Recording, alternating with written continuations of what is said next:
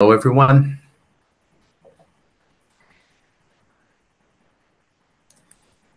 So we will start like the next section, which is analytics to improve transit performance. Let's see.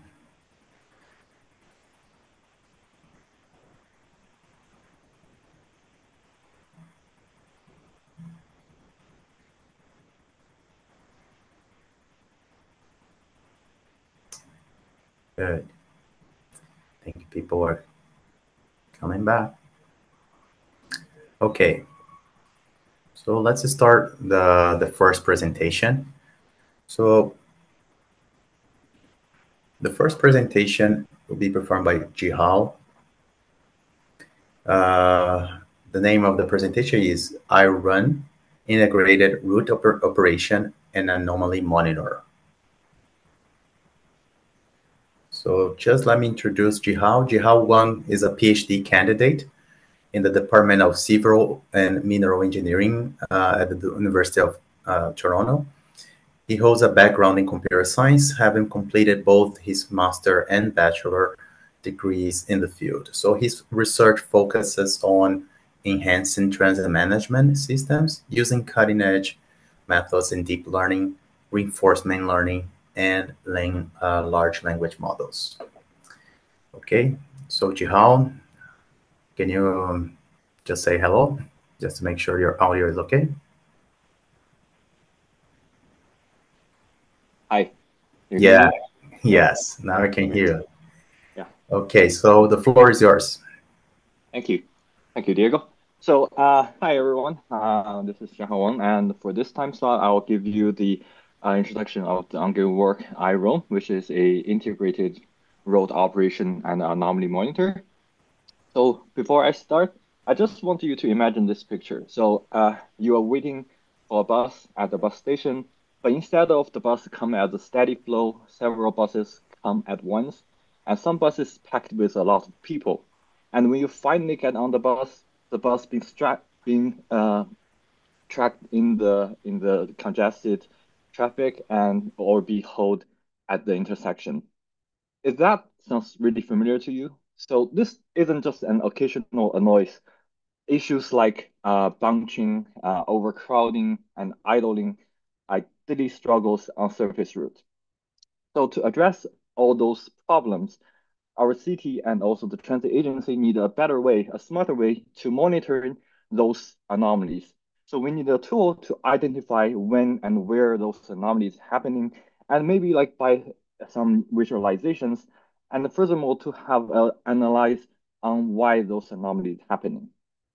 And in the meantime, we not only want to investigate all those anomalies individually, but also to put them together into an integrated view to have a overall understanding of how those anomalies are interacting with each other. So the goal of IROM is to provide you a tool first to visualize and analyze the key transit anomalies such as bunching, overcrowding, and idling, and also more importantly, to bring them together into an integrated view. And furthermore, we want the iRoom to be efficient, process data quickly and responsively, and designed with simplicity in mind. So that is means you should have a user AI and it's easy to be used for real-time decision-making process. So before we talk about the detail of iRoom, I just want to talk a little bit about the analytical requirements for building up such tools, or if you are doing the same work, such as anomaly labeling manually, what kind of requirements you need to solve. So the first big part of requirements come from the data preprocessing. So we all know that making doing a anomaly labeling, we are dealing with data from multiple resources, such as GTFS data, AVL data, and APC data. So after you get the a road ID that you want monitoring or you want to labeling, you have to go through each data set one by one and to collect the related data. And then after you get all those data, you want to integrate them together. So technically, you can do that by using the key stored in different data sets and to align those together. But in the real world practice, things is not that easy.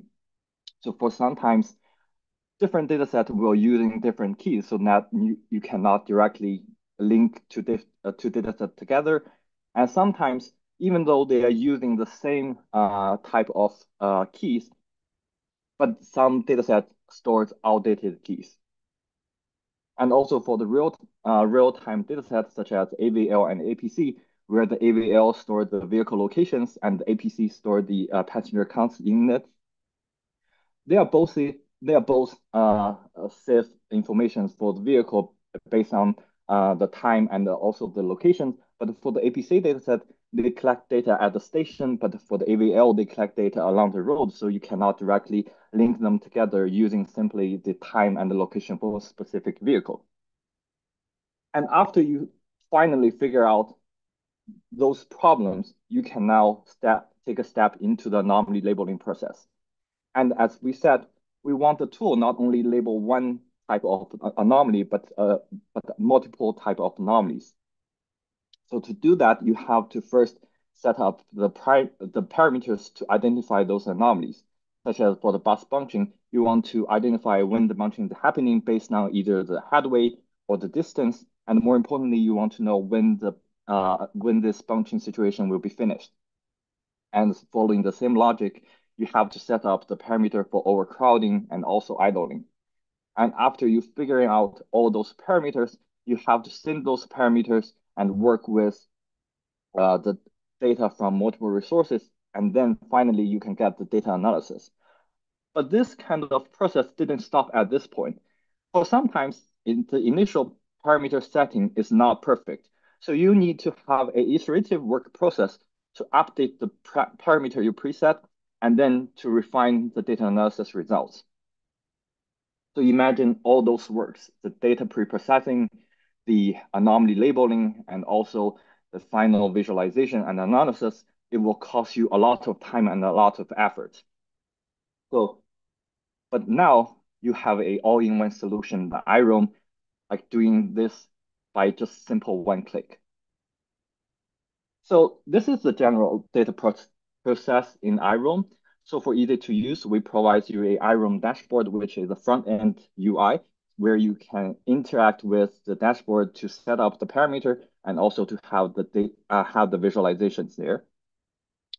So the logic is here. So when the iROAM get the basic parameters such as the road ID you want to monitor, the date you want to play back the situation on the road, and also the direction of the route, the data like from multiple sources will be automatically sent to the pre-processing steps where the data will be cleaned, will be selected, and also be integrated and aligned together. And then you get the combined data set. And then based on the criteria you send from the dashboard, you're sending from the dashboard, the iROAM can label each anomaly individually at the same time. And at the end, you will have a data set with all anomaly labeled in there. And then this anomaly data set will be used by the front end for visualization and analysis. And more importantly, the dashboard will also give you the freedom to update the preset parameters for like iterative work process to get a refined data analysis results. And the main function of iROAM is there's two main function of iROAM. One is playback and one is analysis. We can see there's we will have two video for these two functions here. So let's directly go in here. So this is the page of the playback function of iROAM. We can see on the very left is the parameter panel where you can set up the basic parameters there. You can also set up the idling parameter, the bunching parameter, and the overcrowding, overcapacity parameters here. And in the middle is the time-space playback, and in the right is the map-based playback. And in the meantime, you can see you can easily type like which route you want to monitor, the selected date, and you can either type the number of each threshold or drag the slide bar to adjust the values there. And also in the middle, you can select which stop you want to focus on. I will give you the freedom to only focusing on the main intersections along the road. And you can also select like the different directions of the road for monitoring. And also you can put all directions here like for analysis. And here, let me just speed up a little bit. We are changing the parameter on the left. You can see we are changing the bunching distance threshold. We're changing the idling, and also we are changing the overcapacity parameter. And then you just click apply and just wait for a few seconds. And then you got the final result for the updated parameters, which is really fast compared to like when you do it manually, you have to go through a lot of steps. And moving to the analysis page, the analysis functions, when you set up all the parameters in the playback page, you can go to the analysis page for visualizations. So in here, same as the playback, you will have the ability to choose the stops, the directions, and also the type of anomalies. Here we select only the main stops along the road. And you can see we can choose different directions here and change the type of anomaly we want to monitor. And more importantly, you can see the first two is spatial-based like visualization, and the last two is temporal-based analyzations. And also, you have the freedom to put both directions at the same time for your convenience, and also at the same time you can select all type of anomalies at the same time to give you a better understanding of like whether there's like some correlation behind those different types of anomalies. Okay, yeah, and move it forward. Thanks to our friend from TTC, we got the real-world data collection from Dufferin Road, which is Road 29, for give you a real-world case study to see how we can use the iRoam to give you some insights of the operation running on that road and where we can start to improve our service on that road. So before we start, I just want to sharing some basic facts of Road 29. So the Road 29 is one of the most frequent roads in Toronto, and it serves 43,000 people pre COVID-19 period, and it suffers from frequency operational issues. And sadly, at early of this year, the Road 29 has been identified as the slowest road in Toronto. So, which means it's really important for us to find a way to improve the service along that road.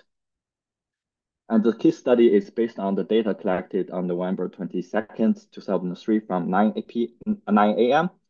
So this is the basic setting of the parameters, the bunching parameter, idling parameter, and also the overcapacity parameter for peak hour and non-peak hour. And this is how much data you have to dealing with without iRoam, and also the amount of data the iRoam provides you the case study. Okay, let's take a look at the case study here. So as you can see, the trajectory are built up at from 9 a.m. and at end of each trajectory, you can see the operation speed of that specific trip. And in the figure, the red triangle means the bus is idling, and the blue triangle means the bunching situation happening, and the green circle means the overcapacity is happening on the bus.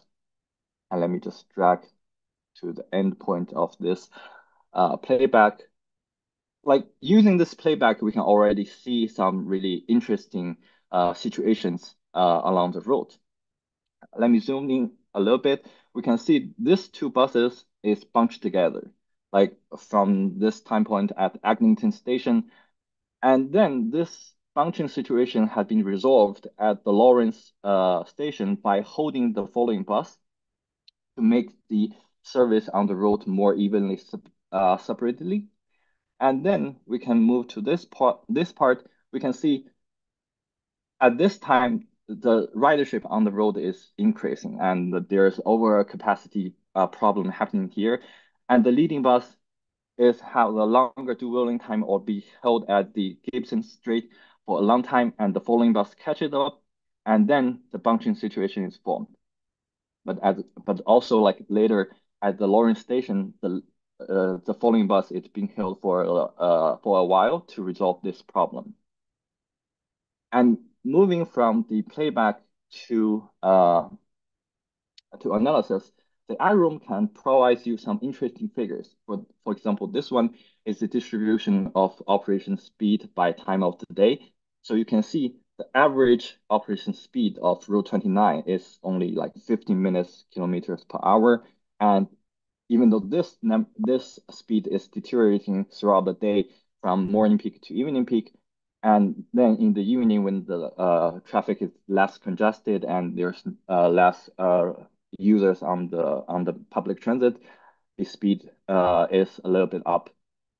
And also because the iRoam gives you the ability to investigate all kinds of like a lot of kinds of anomalies, you can see like actually how the bus travel time being divided by different type of anomalies. As we can see from the diagram, there's only 30% of time the bus run on 29 Dufferin Road are run freely with no anomalies. And the large part of the bus travel time is either be idling, like maybe it's a long time, dwelling time, or be held at the intersection, or be trapped on the road because of the traffic jam. And sometimes there's bunching happening and overcrowding happening, and sometimes these two situations happen at the same time. And for the because this is ongoing work, we are still improving the UI of the application. We want it easier to navigate and to use, and also we are adding flexibility to our parameter settings, and we want to expand the visualization to including more correlation analysis. And we also try to provide some deeper insights from visualizations by aligning with established guidelines and standards. And we also try to extract the actions be taken within the system to improve their service and to see how this align with the service report being published on the open data port. And all those works can be done by a large language model.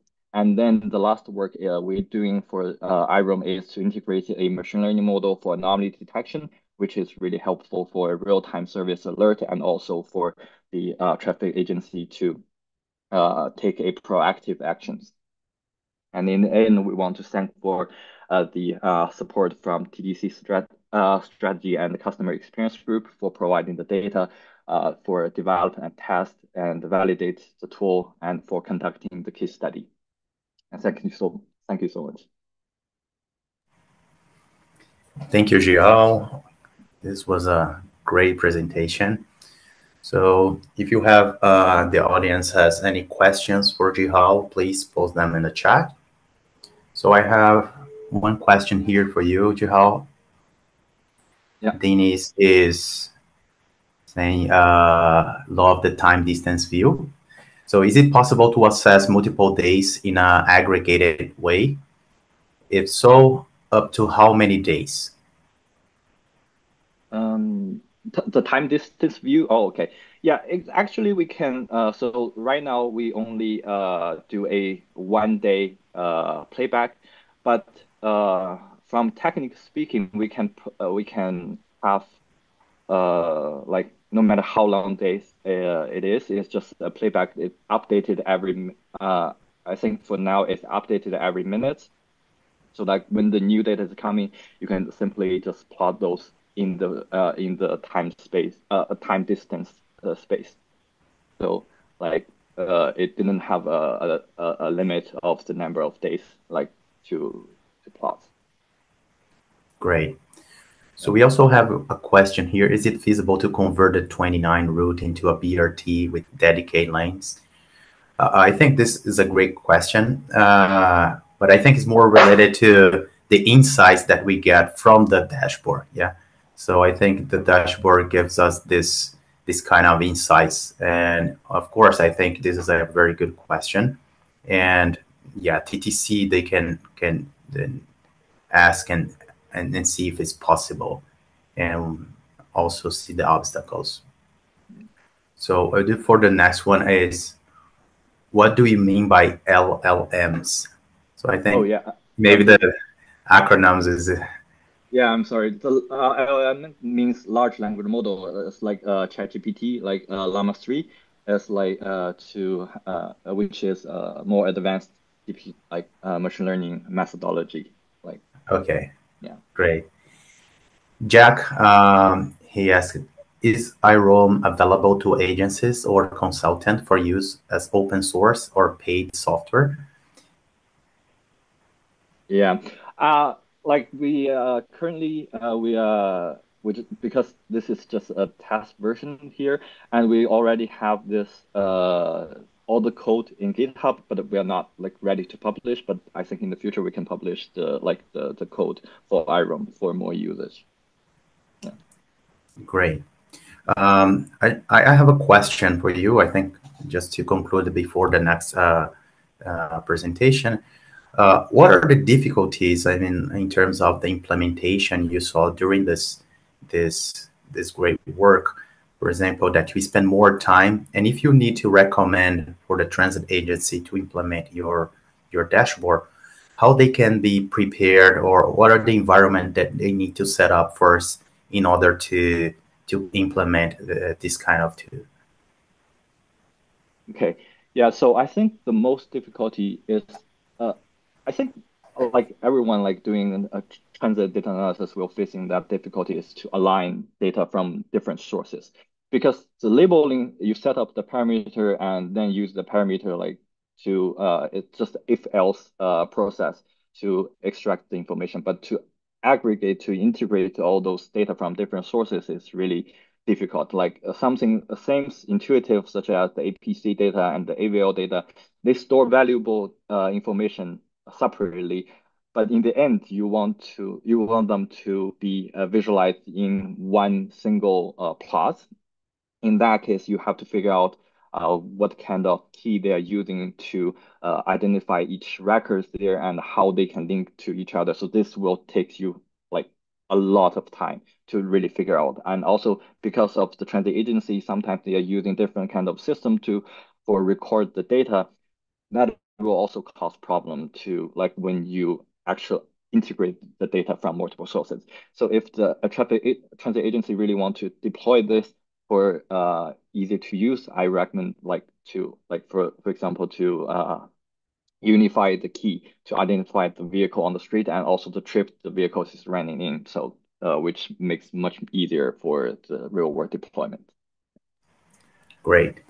Great. Thank you, Jihao. So you stay with us still, Yeah. because the next presentation is still Jihao. Yeah. So the name is the title of the presentation is a novel deep learning framework for short-term transit passenger flow prediction. Yeah. So Jihao, without further ado, so please, the floor is Yeah. yours again. Sure. Yeah. So for this time slot, I will give you the presentation about DST TransitNet, which is a scalable temporal spatial model for network-wide transit ridership prediction. So the reason motivate us to provide you this kind of deep learning model or hybrid deep learning model is the difficulty we identified from. Oh, sorry. Oh, Did you yeah, the see? presentation is I'm sorry. I just paused the yeah. it's Yeah, okay. just skip the first pages. It's just the title. And so the reason motivate us to provide you such a model is that we have identified a lot of challenges and complexities when we doing a short-term network-wise but on station level ridership prediction.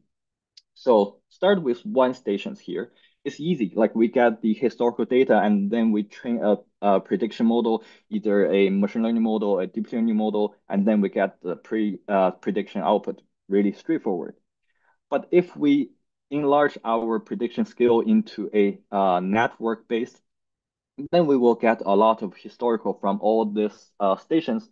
In that case, do we need a lot of prediction models for each of the stations and make a one-to-one prediction for each stations, or we can put those uh, data into one like input series, and then we need a more advanced model structure to perform a many-to-many prediction and then to get the final results. But this will lead us a really difficulty like from the spatial complexity.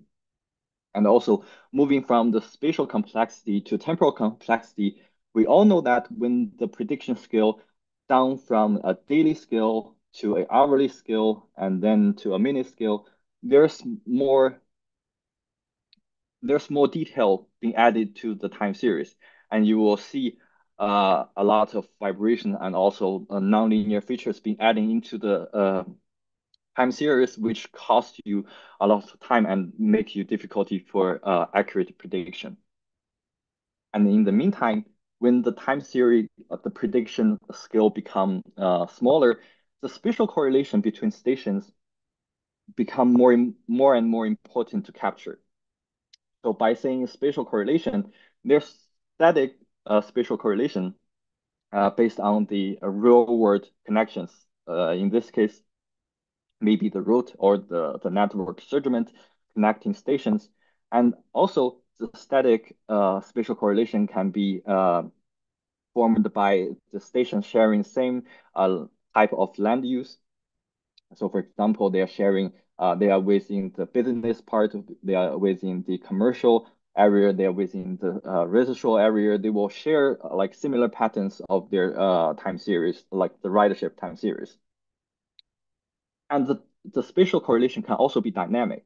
We all notice that in the morning peak hour, the ridership will all flow in to the central area, and in without like in the off-peak time, the flow will like run within the area, but in the evening peak, the flow will run out from the commercial area back into the residual area. And this changing happens every day and changes every day. So it's important for us to capture this dynamic spatial correlation when we make the prediction. So the objects of the this kind of dynamic hybrid prediction model is to provide a network-wise station-level prediction, first to capture the temporal features, enable a short-term prediction, but also be stable for a long-term forecasting. And also this kind of prediction model should capture the spatial features, both the static and also the dynamic spatial features. And bring them together, this kind of prediction model should also be efficiency. Because when you apply this model, you don't want the model to be too large and too complicated for real-world deployment. And fulfilling all those objects, we present you the DST TransitNet. So here is we will see the core structure of the DST TransitNet. So first start with the input layer, we take the current time series as the main input, and we decompose this to seasonal trend and residual trend. And also we take the historical record, which is the data collected at the same time of day, but maybe weeks ago and months ago for additional information to make the prediction more accurate. And the first layer of the core framework is the temporal aggregation built up by GRU, which is the gated recurrent unit to extract the temporal features. And then followed by a graph attention network, which is used to dynamically extract the spatial correlation and store those correlation into a matrix. And then further, this matrix will be used by a graph convolutional network, which enables the information flow exchange between connecting nodes. And in our case, it's the stations. And in the very end, we're using a feedforward neural network to provide you the final prediction results for all the prediction at once. So because our model is first being designed for a short-term prediction, we are using a iterative prediction mechanism to enable a long-term prediction. So to do this, we take the original input, which is the data collected from the real world as the first iterative input. And then we get the output from the prediction model. We store this output into a memory space. And then this output would also be used to update the input, which will be considered as the input for the second run. And this process will goes on and on until it hits the prediction length target. For example, if we are doing prediction for if we are doing a 1 hour prediction using a model that is the prediction interval is 15 minutes, it means this prediction iteration will run 4 times. Okay, yeah, and moving to the experiment part, we are using a open source dataset, which is a real-world passenger count data collected from Botka BRT system.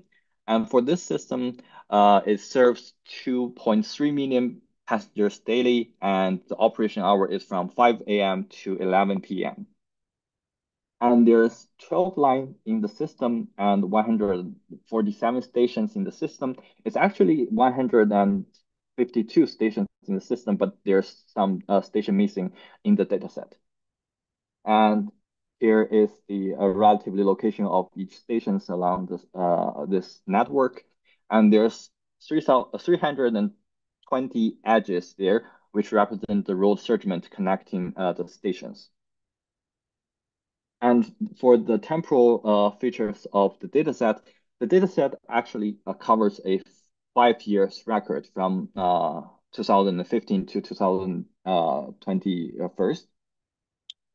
And the time interval here is every 50 minutes.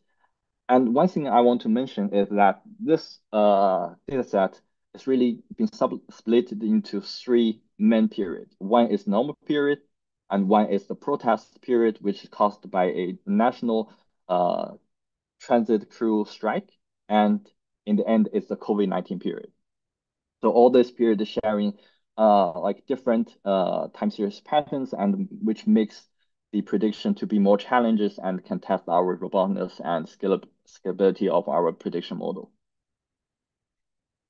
And for the experiment setting, we are using like a 5 hour data like collected previous to the prediction time. And we are predicting the next 50 minutes ridership for all stations. And we're using the iterative prediction mechanism to make a prediction up to 180 minutes. And we are comparing our model with some traditional machine learning models such as before neural network, LSTM. And we also compared our model with more advanced deep learning structures such as the transformer and also the delinear. And for evaluation, we are using 2 evaluation metrics. One is the R-square value to measure the fit for accuracy, and the other one is MAAPE, which is short for mean adjutangent absolute percentage error, which can give us a more robust prediction measurement and also relatively less sensitive to the outlier of the prediction.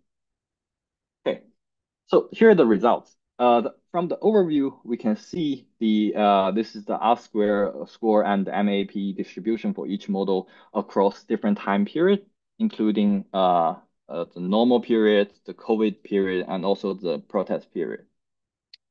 So this result shows that the proposed model can constantly outperform others across all kinds of datasets, indicating their strong predictive capacities. And this can demonstrate our model can capture underlying patterns and adapt to different scenarios. And because in the training dataset, there's no COVID-19 examples, and also there's no protest examples, the model can excellent performance in answering or challenges conditions. And moving to this slide, we can see the MAPE loss and R-square value across the entire network at the station level. So we can see our model shows a constantly better accuracy and robustness across all periods, as you can see from the lower MAP value or the higher R square score and the tighter interquartile range. So this shows our model handle both stable and rapidly changing conditions effectively across all stations in the network. And I want you to take a step closer to the abnormal period. So this is the example from the COVID-19 period. We can see like when the COVID-19 happening, the ridership drops dramatically, like it's only half of the ridership from the normal period. And we can see both our model, which is represented by the orange line, and the compare model, which is the transformer, all shows a prediction error, but our model drops back to the prediction target really fast and follow along the prediction target. But for the transformer, it still shows a lot of vibrations and then later a large prediction errors at end. And moving to the protest, because of the strike, there's no evening peak hour at this time. We can see here. So both our model and the transformer will start with a large prediction errors here. But our model shows a relatively small prediction error, and then drop back to the right track. And moving to the performance on peak hour and non-peak hour. So we can see from the diagram, our model can maintain a relatively stable performance even during the peak hour, which can often be more unpredictable. And this stability shows the robustness of our model in handling both regular and high demand times effectively across various of challenging conditions. And moving to the long-term prediction, we can see like on the left here, the table, it shows MAPE ratio, which like higher ratio indicate a bigger increase in prediction error over time. And on the right, we can see that at the prediction interval grows from 15 minutes all the way up to 3 hours, all models experience some drops in performance, but we can see our proposed model not only performed the best across all intervals, but also shows a more stability at the prediction time extended. So this feature is really useful for real world deployment when we want the model to provide more information at one time, and then using this long-term prediction for future like service alert or some other anomaly detection tasks. And in the end, we want to show you the running time and the resources required for our proposed models. So you can see from the table, the models like LSTM, feed-forward neural network, because it is a one-to-one prediction, which means one model for one stops. We're training 147 individual models since they are not considering any like spatial correlations between the stations. This makes them really resource intensive for large networks. And on the other hand, because our model, the DST TransitNet and also the dLinear are using a spatial temporal approach, so it allows a many-to-many prediction with just one model for the entire system.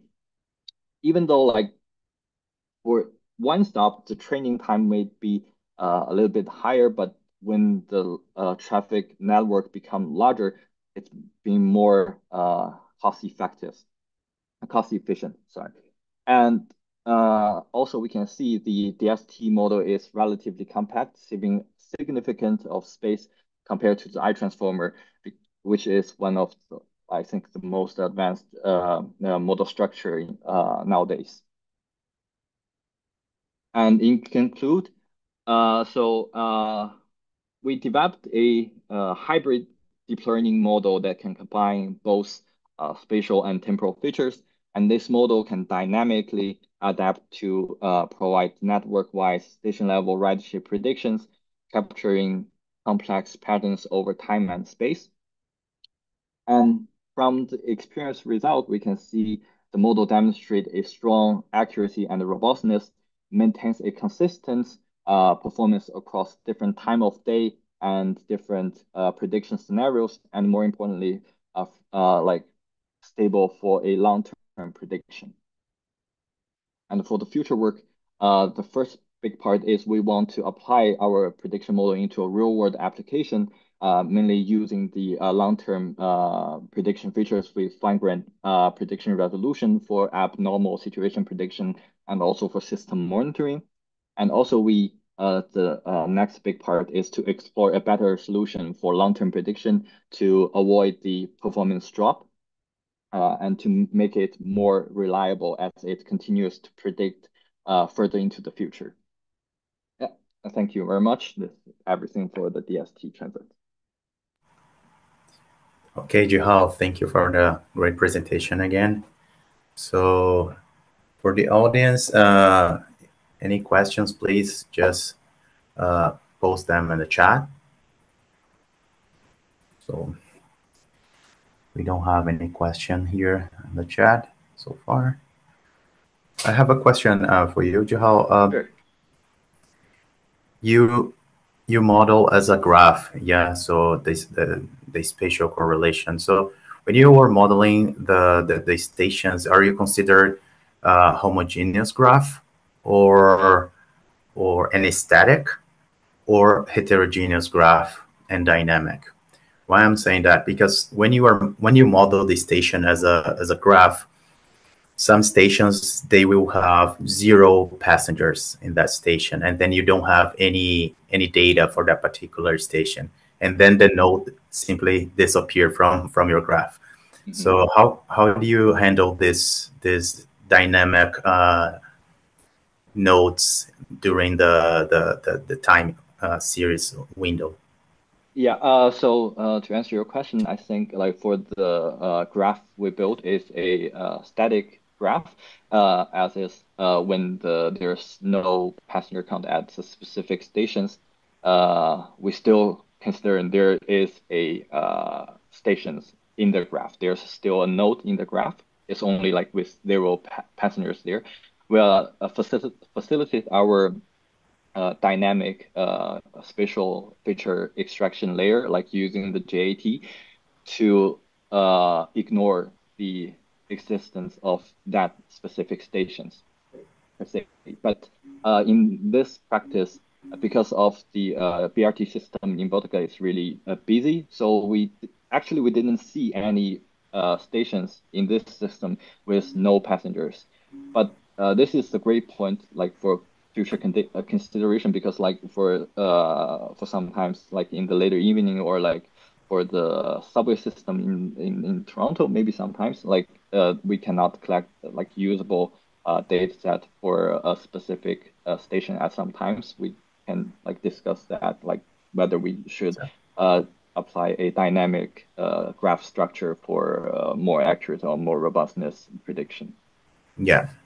I'm just saying that because here, when he worked with Wi-Fi data, we saw this kind of situation. So some stations had 0 passengers at the platform, so we need to deal with dynamic graph representation. Yeah. So really good. Thank you, Jihao. Thank you. Thank you so much for your presentation. So now we have our third presentation in this section, which is minimizing service loss due to driver absenteeism. So it's pairboard operator planning and scheduling under uncertainty. So this presentation will be performed by Jilin. So Jilin is a 5th-year PhD candidate from the Transportation Research Group in the Department of Civil and Mineral Engineering at EFT.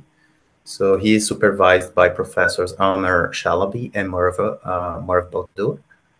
And Jilin's research focuses on workforce planning and scheduling in public transportation. So just a fun fact here, he enjoys playing video games in his spare time. So please, Jilin, the floor is yours.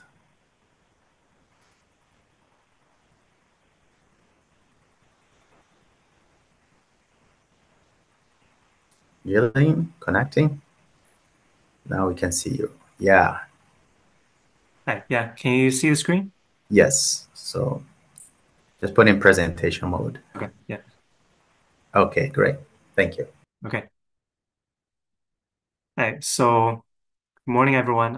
Welcome to my presentation on spare board operator planning and scheduling. So this study deals with the planning and scheduling aspect of workforce in the public transit industry. So being a transit driver is a very stressful task.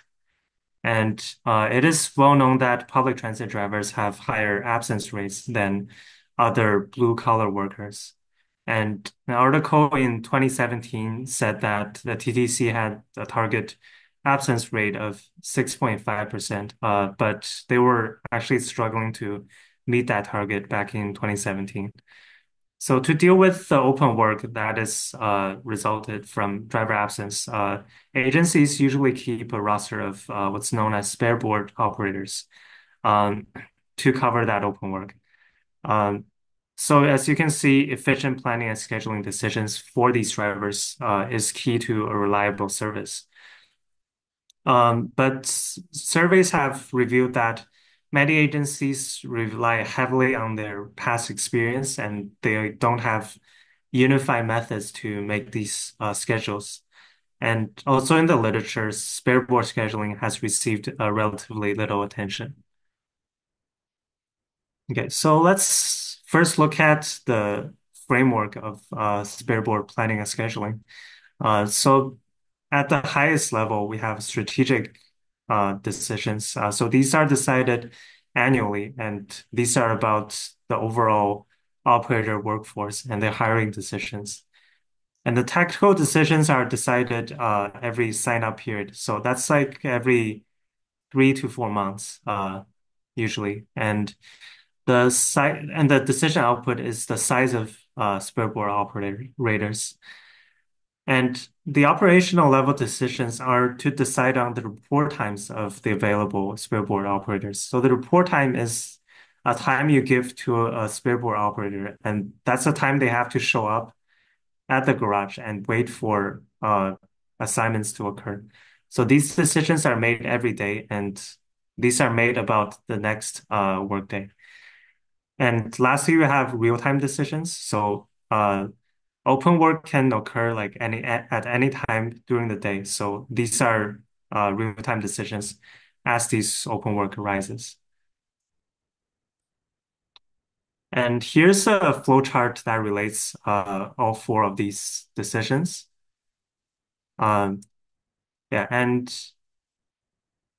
so this shows that the interaction among the four decision levels. So you can see that the higher level decision outputs can serve as input to lower decision levels.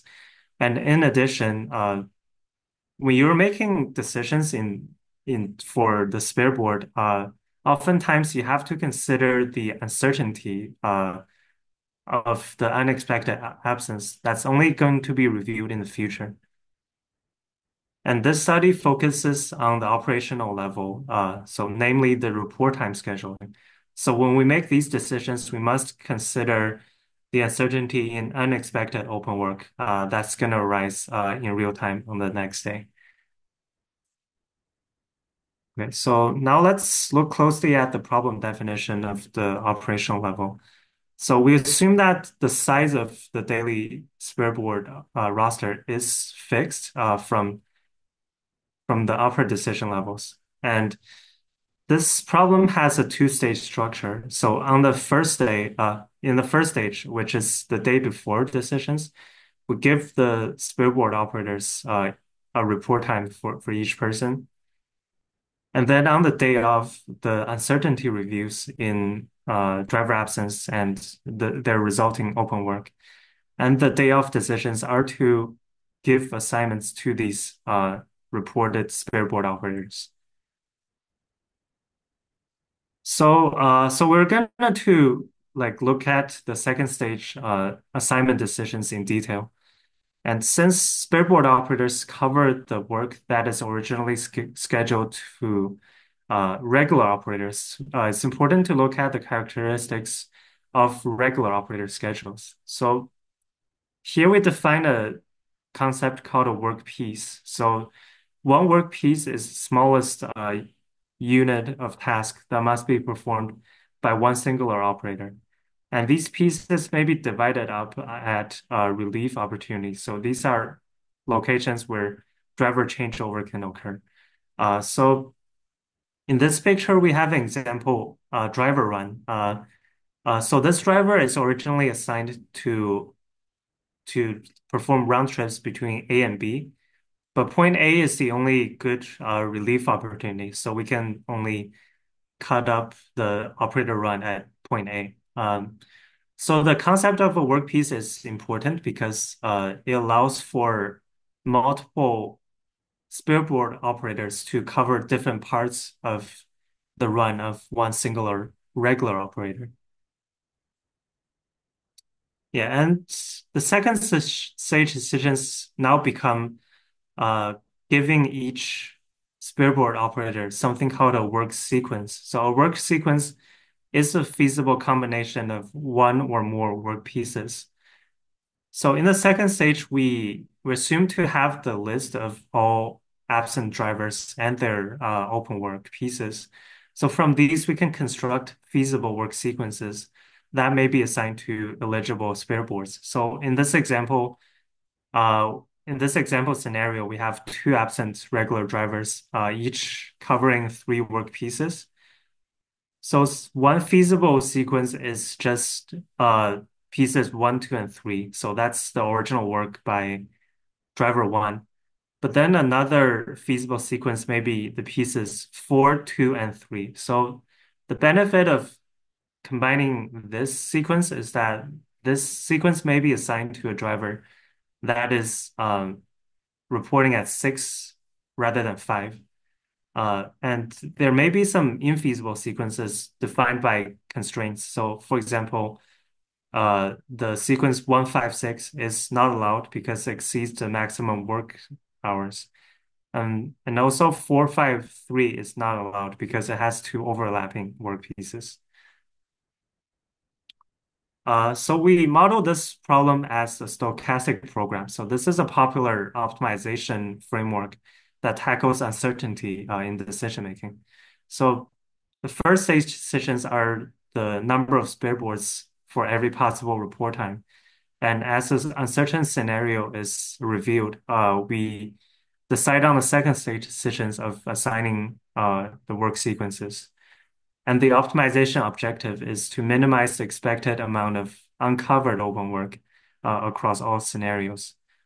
So there can be many possible scenarios of driver absence. So we use Monte Carlo simulation to generate a sample. And we can use historical driver absence data to get an estimated distribution. And so in this sense, the stochastic program is a very data-driven approach because the better the quality of data we have, the better the quality of decision we can make. So we test our proposed model on a case study. So we use the weekday schedule for 7 bus routes that are operated from a garage in MyWay. So MyWay is the transit agency that is serving the city of Mississauga, that's next to Toronto. So we use the GTF data source from MyWay. It is open source to get the vehicle and driver data, and then we divide up the driver schedules into work pieces. So we're just assuming that one work piece is one round trip originating from the terminal that is closer to the garage. And unfortunately, we weren't able to get a partner agency to provide us the driver absence data because of privacy issues. So we took the target absence rate of TTC of 6.5%, and we tested various absence rates. So these include 5%, 7.5%, and 10%. And so we compared our proposed model with the heuristic method proposed in the literature that gives you report time decisions. and our performance criteria is the average amount of uncovered open work in hours across 5,000 test scenarios. So we tested a few parameter settings with a number of spare boards at various absence rates, and we were able to see that the proposed model is able to outperform the heuristic in many settings. And also, we see that we achieve over an hour saving with 4 to 6 spare boards at the 5% absence rate. So this is very important because a very popular sizing strategy is just to multiply the number of total regular operators by the absence rate. So if we do that, we get roughly 4 or 5 spare boards. So this really highlights the sensitivity of the solution when the number of spare boards is at the level of the absence rate. And also, like, these numbers may seem like a little low, but keep in mind that there's no indication that agencies are even using this heuristic method to start with. So the actual improvement over the practice may be much higher than this. Yeah, and now we look at the solution that each method is giving us. So we tested a few settings with 4, 6, and 10 spare boards on a 5% absence rate setting. So we see that most of the report times fall into 3 general time categories: the morning, midday, and evening. And we also inspected the effects of absence rate and the spare board size on the open work. So non-surprisingly, having more and more spare board operators is effective at reducing the amount of uncovered open work. But at a diminishing return for each new spare board operator added. So it may not be efficient to expect that spare board operators cover every single open work. So you may agencies may define a maximum level of open work. So in this picture, the red line indicates a 1% level. So 1% of all scheduled work being uncovered open work. And then from here, the agencies may decide on an acceptable size of the spare board to achieve this level. So in conclusion, this study looked at the scheduling decisions for spare board operators who are important because they cover open work caused by driver absences, and they're key to ensuring the reliability of a transit system. And we modeled this problem as a stochastic program to tackle the uncertainty and the uncertain nature of this schedule. So I'll talk briefly about my ongoing work. So in this study, we modeled the real-time decisions as the second stage in the stochastic program. And we made the assumption that all open piece in the real time is known at the beginning of the day. But that is a very big assumption. So in reality, while we're making assignment decisions, unexpected absences or open work can arise in real time. So to fully capture this dynamic nature, I propose to model this real-time problem as Markov decision process. And I want to see whether this real-time dynamic can significantly affect the quality of the solution generated. Yeah, and that's it for my presentation, and I'm open for questions. Thank you.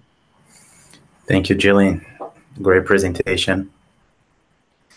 Thank you. So any question, please post on a chat. So one question, Jillian, what are the, how can you extend this work? What are the features and all the things that we can include in this model to turn it like more robust solution? So what do you mean by more like robust? Yeah, I mean like some features you're not including because of privacy issues, and you need to find some ways to deal with this these difficulties in terms of getting the data. So what are the dummy and features or other features that you can include in your model that you think that is valuable for your analysis? Right. So one valuable thing would be, so when we get, for example, when we do secure driver absence data, so some important variables are, for example, the time of day of the absence, and also like the nature of the route for the absence. So that can help us get get a better estimate of the distribution of open work. So for example, like in the early morning, perhaps drivers are more likely to be absent, or on certain routes, drivers may be more likely to be absent. So those help us tremendously in the optimization model. Okay, great. So we don't have questions on the chat. So thank you so much, Julie. Yeah, thank you. So thank you for presentation. Let's go to the next presentation, which is measuring intermodal interagency connections at suburban rail stations and improving service integration by Jack Tattersall. So just let me introduce Jack. So Jack completed his master under the supervision of Professor Nomer Chalabi in September 2024, where his research focused on regional fare and service integration and coordination. So his research interests also include railway operations and planning and the regional fare system optimization. He's now a rail simulation and ops analyst with Hatch. So he enjoys playing the violin and skiing. So Jack, are we with us? Yeah, can see you. Hello. Let me share my screen. Share your screen. The floor is yours.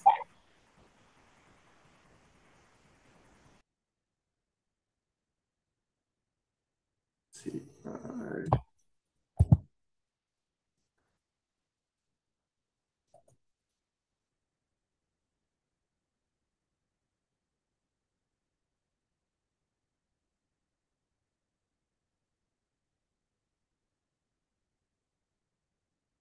Just a second. How do I share screen too? That's probably better.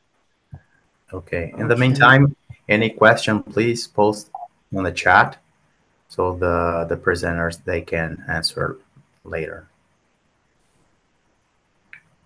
Okay. We can see your screen. Can you see my slides? Yes. Awesome. Great. Okay. Thank you for the introduction.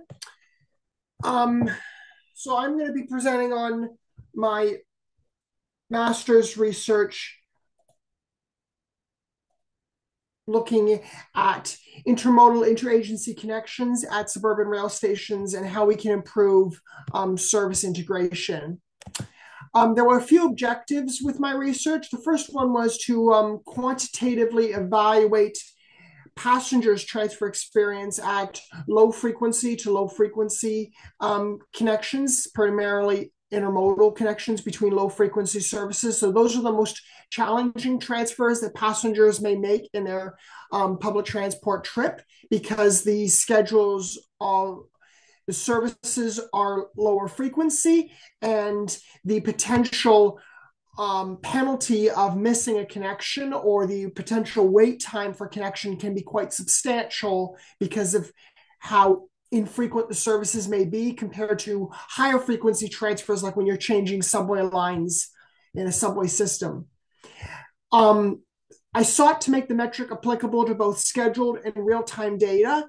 As well, my research also explored governing structures that help support service integration and could make passengers' experience of connections in a multimodal, multi-agency transit network better. So just a short overview of the agenda for my presentation. I'm going to review some practices in the academic literature for assessing or measuring connections, as well as looking at some practices by leading public transport for measuring connections in industry. I will then introduce and present my connection convenience metric and some results of its analysis where I applied it to the GO Transit rail network here in the Greater Toronto Hamilton area. And I will conclude with some discussions of service integration governance. There is academic literature out there currently on assessing connections or transfer time or risk of missing a transfer or how a transfer experience impacts a passenger from a quantitative perspective. But there's a few papers in the literature review that stood out on various approaches and data sources for assessing connections. For instance, the use of real-time data like automatic passenger counters on buses, GPS tracking of vehicles, GTFS schedule data, electronic fare card data from fare card systems, and information on station layouts with some common data sources. And I'm going to dive into more detail on three particular approaches taken in the literature that are interesting takeaways for us. One was a method involving looking at the transfer time penalty, or the time that it actually took between your arriving bus reaching a connecting stop and your departing bus, your connecting bus leaving that stop, and the time that you expect it to take. And this would capture the penalty incurred because your bus you were on ran late or was early, or the bus you were connecting to was late or early or not on time. And then also an additional time penalty when you miss a transfer. So the bus you're on is late, so late that it misses the bus you were supposed to connect to. So you end up having to wait for the next bus, which might delay you by another 20 minutes or so. If the buses are only every 20 minutes and you miss the bus, you're waiting 20 minutes for the next one or 30 minutes for the next one. Hadass and Cedar had a connection performance indicator that looked at the demand for a connection, the headway on connecting routes, and a categorical variable for the type of connection. So you have connections such as transfer type 3, where the routes are overlapping and they're parallel. So like two bus routes on the same street, two train lines on the same section of railway infrastructure. You've got intersecting routes where two routes in different directions cross over each other at maybe like an intersection between two surface bus routes. And then transfer type 1, where routes are running in parallel, but there's still a short distance between them. So maybe two bus routes on parallel roads are within a short walk of each other. And that can allow us to, the point of this was to have some qualitative understanding of how customers felt about the different transfer types, but it is still a qualitative approach to evaluating different connections. Jane used electronic fare card data in the Seoul metropolitan region, where you have to tap on and off of buses and tap on and off of the subway at the fare gates, to look at transfer demand and transfer times, and then plot those for transfer nodes in the Seoul region. So as you can see in map A here, that these are stops, bus and stops in red and subway stations in blue, where there are more than 5,000 transfers in a calendar day.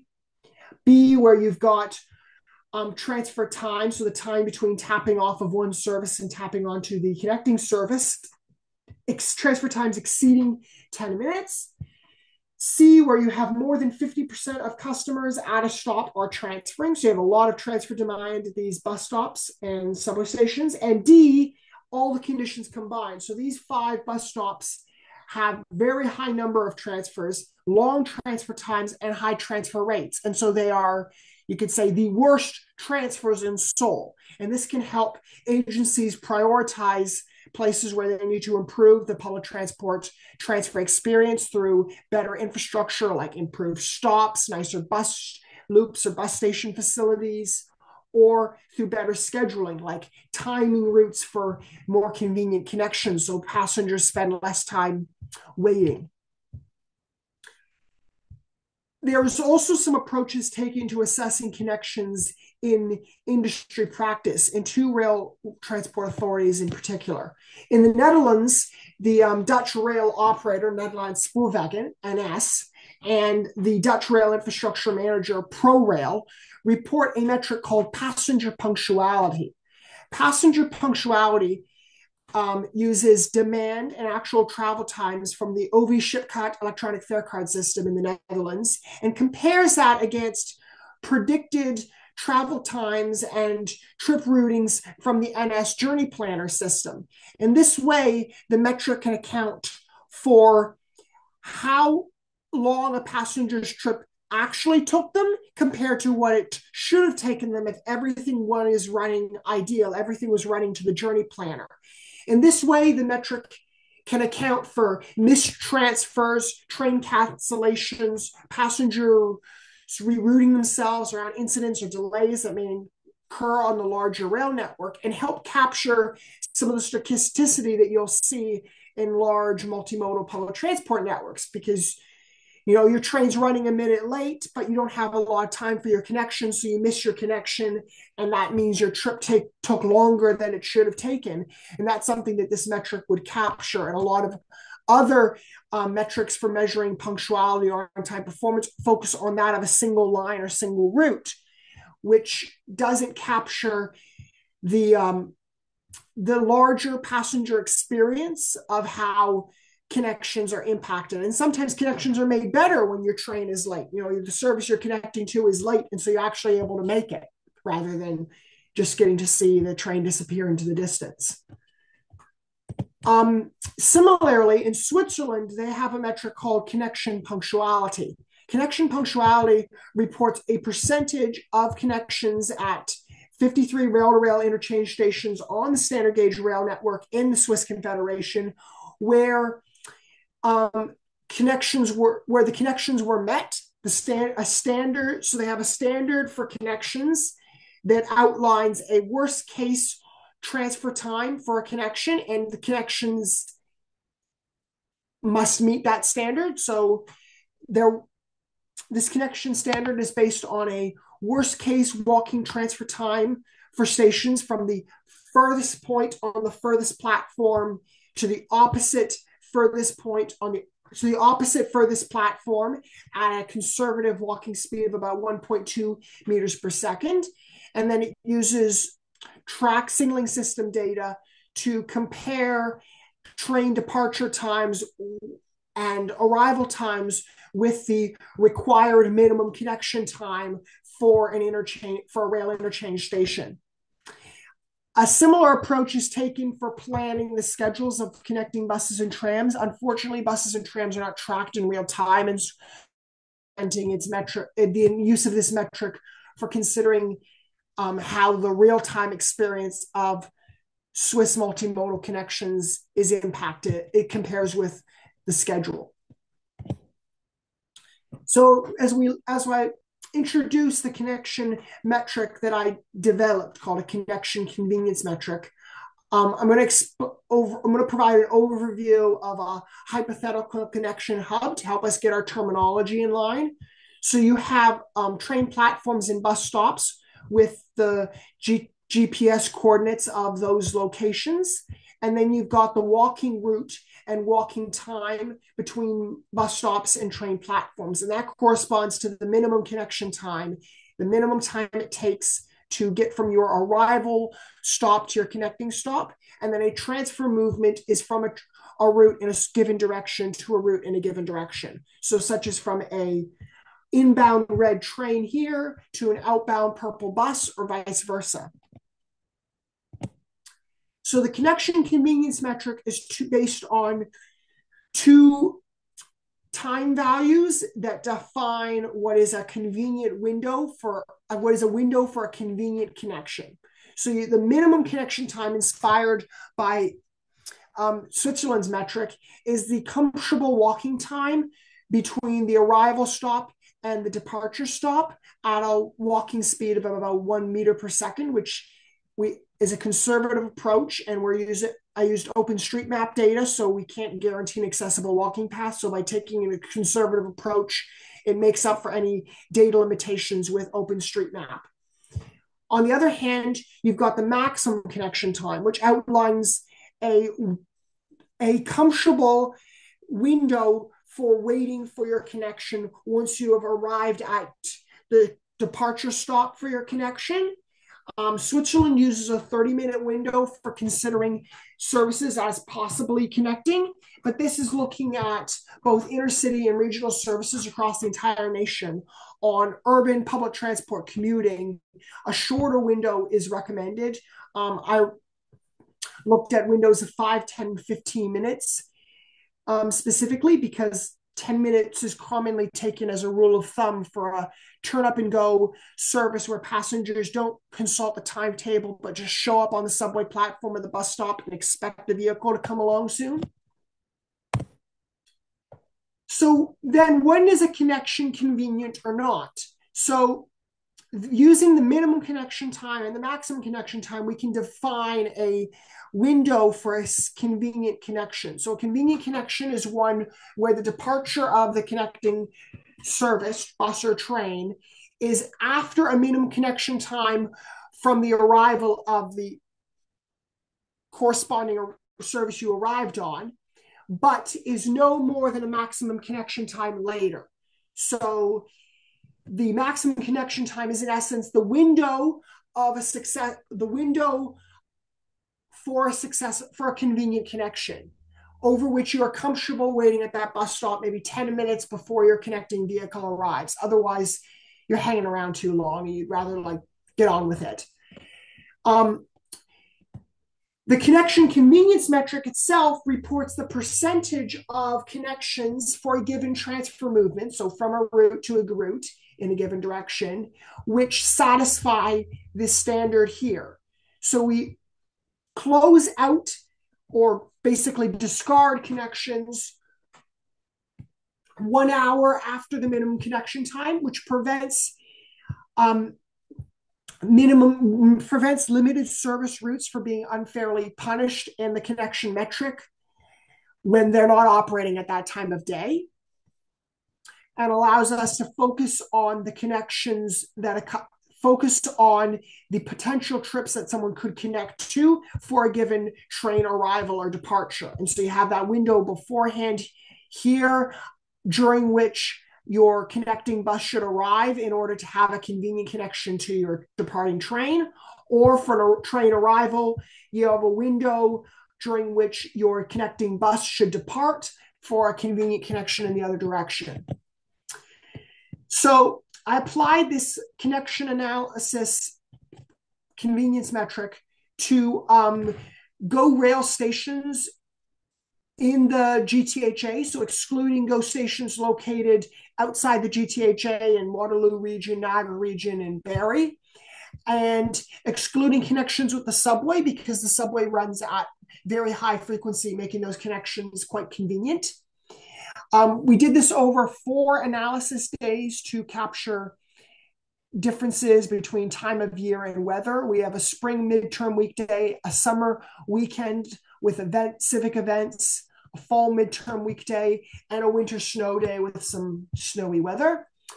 And then the connection convenience scores for each GO station hub are presented together in a box and whisker plot, which will highlight the upper to lower quartile range of connection convenience scores, or in other words, what the most likely convenience score for connections at a given hub is. And it allows us to look at how connections perform and vary across the larger GO network, spanning Hamilton, Durham, York, Halton, Peel regions in Toronto.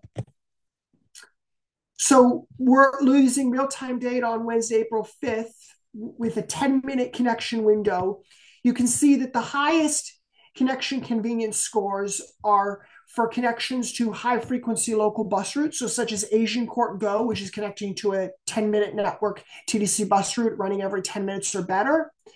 On the right, you see Hamilton GO Center, which connects to a mix of higher and lower frequency bus routes over the limited 4 train departures that station sees in the morning and evening peak. And then at other GO stations, we can see a larger spread in connection convenience scores between some routes which have quite convenient connections and other routes that have quite inconvenient connections because of the frequencies that the routes are operating at, and the schedule coordination, or rather the lack of schedule coordination between GO departures and connecting suburban buses. And then also it can be interesting to see if we shrink the maximum connection window to being only 5 minutes. So you're only willing to wait up to 5 minutes at your connecting stop for your connecting service before you give up, before it is no longer convenient.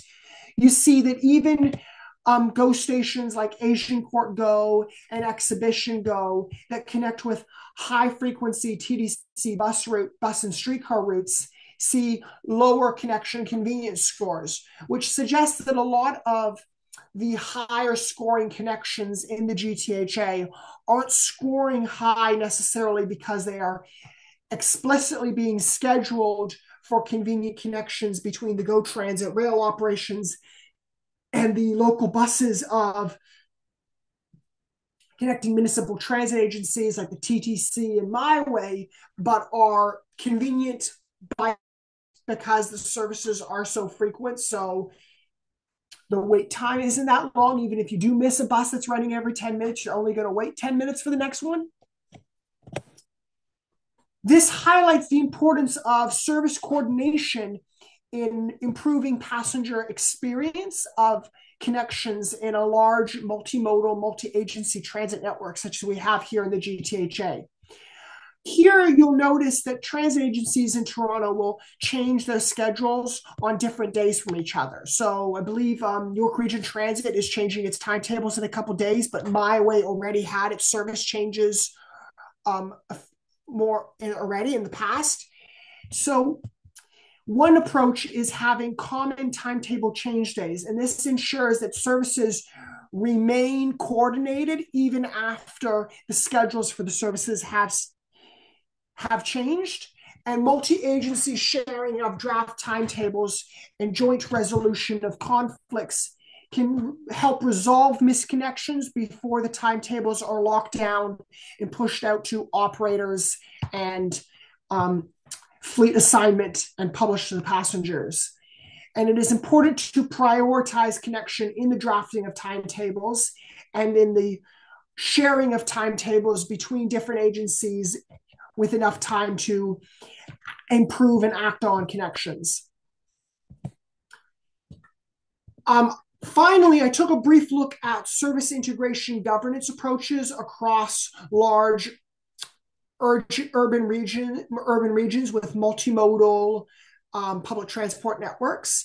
And they can take a number of forms. I'm going to highlight 2. So one is where you have a single regional public transport agency that is responsible for both the planning and delivery of public transport services. And even though the services themselves may be operated by wholly owned operating subsidiaries, such as in Vancouver with TransLink, or in Sydney, New South Wales, where they contract bus and light rail services and ferry services to private operators that operate under contract to the state government. However, the regional agency retains the end-all responsibility and accountability for planning and delivering an integrated public transport network and experience. There's also what's referred to as Verkehrsverbund, which is a partnership of independent transit authorities and local regional governments that voluntarily sacrifice.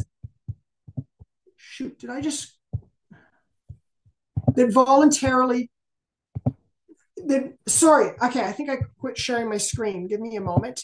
That voluntarily sacrifice some of their autonomy in order to cooperate and present an integrated public transport network and travel experience for passengers. and this can help passengers have a more convenient experience and more convenient connections between services that are operated by different agencies, different governments, and using different modes. So such as commuter rail, which in Ontario, here in Toronto, is run by the provincial government through Metrolinx, and local bus services that are run by municipalities and upper tier regional municipalities. In conclusion, the minimum connection time, so that is the walking times between bus and GO stops, can identify GO stations or other connection hubs that have or lack infrastructure for convenient connections. So we can note, for instance, that the GO stations in the York region have longer minimum connection times because many of those GO stations lack the bus loops that some other GO stations, like on the Lakeshore GO line, have.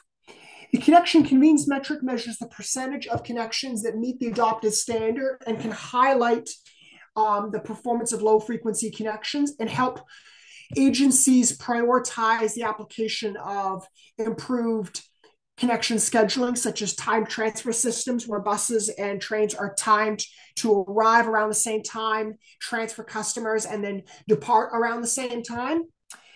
This metric is also applicable to other jurisdictions and methods of measuring minimum connection time because it just uses GTFS and real-time GTFS data. For instance, the GTFS standard now includes an optional pathways file that can report travel times for corridors and pathways within a public transport interchange.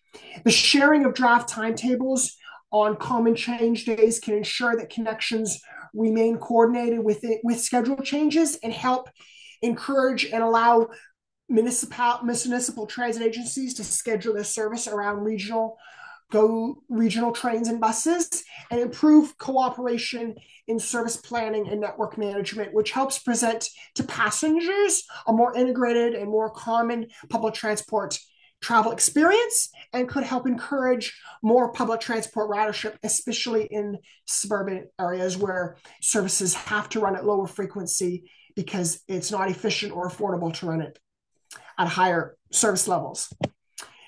Thank you for your attention, and I'd be honored to answer any questions you may have. Thank you, Jack. Congrats for the presentation. It was great.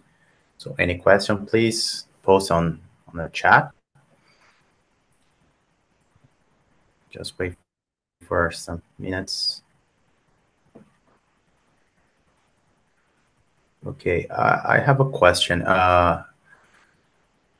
When you work with this integrating data from different transit agencies, usually the GTFS, they don't talk to each other. So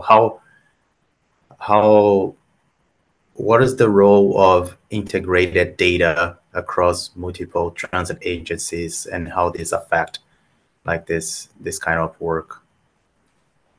A lot of the time it took to implement this metric was in making the GTFSs from the various agencies play ball, so to speak. And one also limitation in the data quality is when different agencies report different data. I didn't mention this, but the real-time data excluded Oakville Transit and Milton Transit because they didn't report the real-time data in a way that where I got the real-time data could collect. And so it means it just doesn't exist in my analysis. One thing that would be nice to see would be, for instance, wider adoption of mobility data's GTFS pathways file, because with wider adoption of that by all transit agencies in a region, you can get more accurate routing pathways between bus stops, train platforms, ticket machines, overpasses, underpasses than using OpenStreetMap. But yeah, it's a big challenge with this is data availability and the data availability and making the data connect with each other well required a lot of schmoozing and even manual corrections. Mm-hmm. Yeah. So it demands some coordination across multiple transit agencies, yeah, in order to share this data. Or even like a single GTFS feed. I found this interesting that in the state of New South Wales, even though there's like hundreds of private operators that are contracted to run like a couple routes in Wagga Wagga or a couple routes here or a couple routes there, they have one, I repeat, Okay. for everything. And the convenience of having everything in the same format across the entire state would make this analysis potentially a lot easier if applied to Sydney. Okay. Thank you, Jack, for your presentation. Great presentation. So now we have a lunch break, like 60 minutes. We'll be back at 1:30 for the guest speaker session, which is applying transit analytics research into practice, challenges and perspectives by Brandon Hamley, which is our senior advisor here at Transit Analytics Lab. So thank you so much and see you in 60 minutes at 1:30. Thank you.